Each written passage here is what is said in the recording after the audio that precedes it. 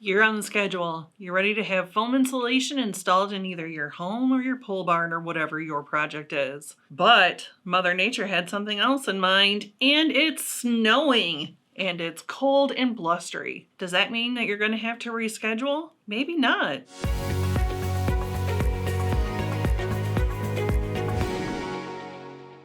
Now, there's a couple of different ways to look at this, right? Now, let's just talk about foam insulation in general. First, let's talk about RetroFoam. Now, that's going to be for your existing walls and your existing home. If it snows, are they going to have to reschedule? No, not necessarily. If it's cold out, does that mean they're going to have to reschedule?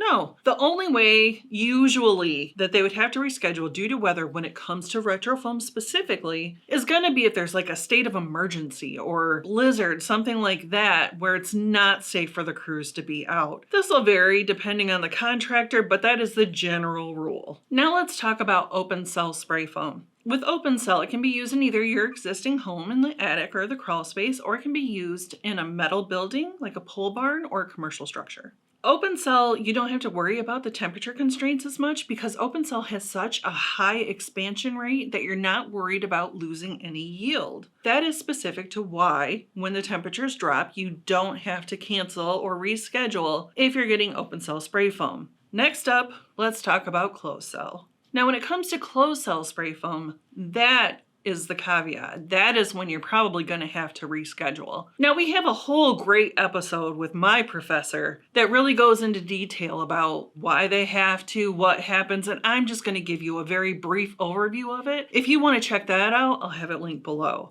Now, with closed cell spray foam, the issue is that it doesn't really have a lot of yield, which means it doesn't expand a whole lot. You might find it in homes, and that's fine and well. Usually open cell is a better option, so I'm not really going to touch on it for a home in cold weather. More specifically, let's talk about metal buildings and commercial structures. Open cell, you don't have to worry about rescheduling because it has such a high expansion rate and you don't lose a ton of yield to make any kind of difference. But with closed cell spray foam, there's not a lot of yield to begin with, which means it doesn't expand very much. Losing any yield ends up being kind of a big deal. And generally, rule of thumb is about 35 degrees. Anything below that, you're going to lose a ton of yield. You're not getting your best bang for your buck because they have to use extra product to actually hit the amount that they need to create an air seal. At those lower temperatures, that's when you're going to see that your installation contractor is going to have to reschedule because it's not a good time to try and do it. If it's an absolute you have to get it done, then they will work with you, but there's more cost that's included in that.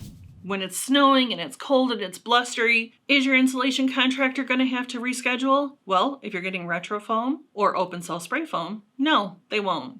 It'll be good to go. But if you have closed cell spray foam, they may want to reschedule, or it could end up costing you more because they'll have to use more products. If you're ready to jump into the world of foam insulation and you have more questions, check out the Learning Center on our website. You're going to find tons of great articles and videos to help answer all of your questions. I'm the Building Science Brainiac reminding you to bring a little science to every project.